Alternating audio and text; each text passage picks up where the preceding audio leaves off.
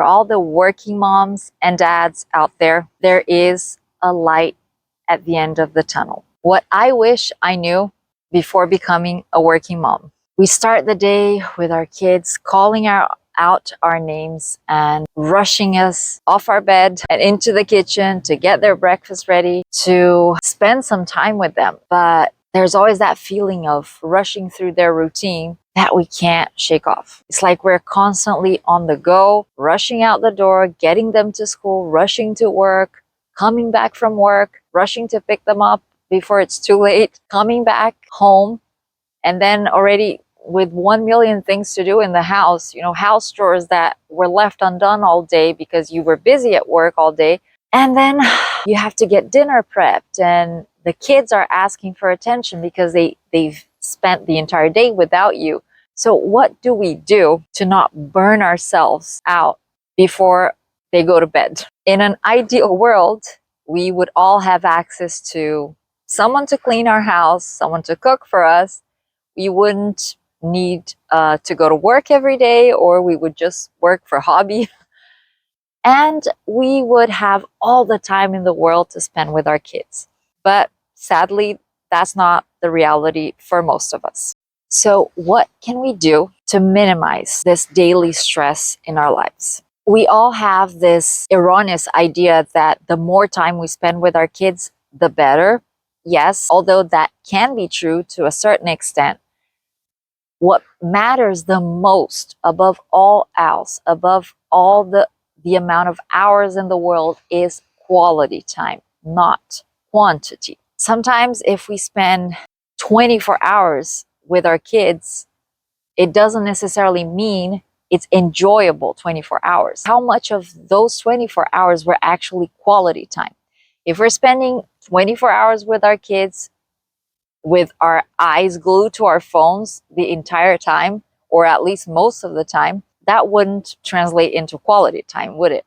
How would your kid perceive that time spent together? And if this video has helped you so far, please consider leaving a like and subscribe if you'd like to see more videos of the kind. It would really help YouTube spread out this message, this video, to all the other moms and dads in need. So number one, quality over quantity. Of course, if we can combine the two, even better. But we all know that as working parents, time is precious and unfortunately limited a lot of the times.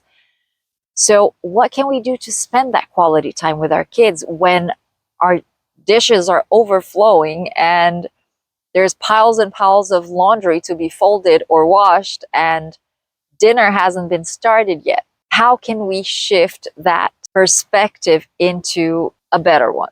Think of this scenario. You get home with your kids, you're already exhausted, right? What do we normally do when we're exhausted, when we're trying to escape the obligations of motherhood? We grab our phones and we doom scroll. And then our kids are calling us at the same time. That increases your stress even more. Have you ever felt how much more impatient you get when you keep getting interrupted when you're watching something or checking something on your phone and your kids are calling you? And then those are the moments, at least for me, it triggers me. So what to do instead? Take your phone somewhere else, in a different room where you are not present with your kid. The best way to spend quality time with our kids is that it's as simple as that. Remove your phone from your sight. Sit down if you're tired. Lie down on your bed with your kid if you're too tired to play the sleeping game. Or I know you're going to say, oh, but what about dinner? What about all the other things that need to be done?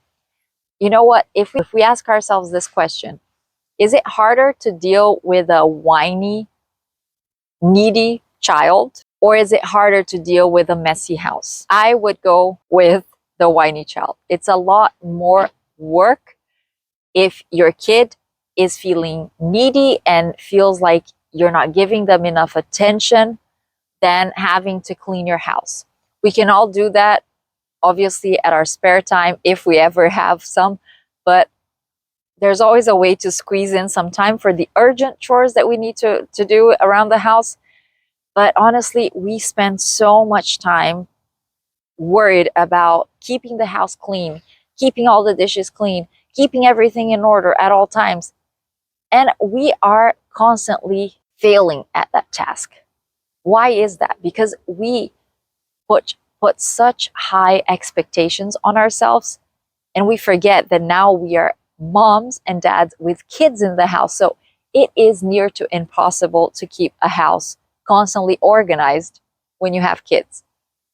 So the best thing that we can do if we want to be less overwhelmed, less stressed, is to just let go of the house chores that can wait until later and just focus on the urgent stuff, or have them help you with whatever house chores needs to be done, depending on their age, depending on their level of capacity to help you. That right there will relieve so much of the stress of the day that you wouldn't believe. The more quality time and attention you give your child, believe me, the less needy and attention seeking they will be. Number 2, surrender to motherhood. Stop resisting it. Have you ever noticed that the more you resist being with your child, I mean, not consciously, but sometimes we just want to get away and have some me time and be alone in a little corner just to breathe and take a break. But the more we crave for that, the more our kid is going to ask for our attention. They can sense our energy. They can sense when we're trying to get away from them. They can sense when we are trying to resist that time with them. And it doesn't mean we're bad parents. It just means that we are not handling our emotions in the most intelligent manner, if you will. It's all about perspective. It's all about the mindset that we have as moms or dads. The moment you decide, you shift your mindset to embrace motherhood or parenthood, you will see a clear difference in your interactions with your kid. You're going to actually crave being with your kid, as opposed to wanting to get away from your kid, like whenever you feel overwhelmed. Once we embrace that, it makes a whole lot of a difference. Again, your kid is going to be less needy, less attention seeking, less whiny, less tantrumy. Everything is going to become a lot smoother, and the whole day is going to flow better, which means less triggers happening when your child calls you for the millionth time that day to show you something that they had already shown you. The third point is to learn better strategies in how to deal with your child's tantrums and big feelings. Because if we do it wrong, if we deal with impatience, with intolerance, with, you know, heavy energy, they are going to sense that and it's just going to escalate. So the best thing is, of course, we're going to continue setting boundaries, but the best way to set boundaries is to use the kind of setting boundaries that gives you results. It doesn't help to just say no and that's it. You know, your child is going to resist that no. Setting boundaries in the most effective way, I'm going to leave a link up on the screen about that. I have a whole video about that too. So learning how to set boundaries will make all the difference in the results that you get. If you have anything else to add, if you have any tips for me as to how to spend more quality time with our kids as a working mom or dad, please feel free to leave a comment on the comment section. I love reading all the comments and getting inspired by anyone who's had more experience than me. So I would really appreciate that. I hope that helps, and I'll see you next time.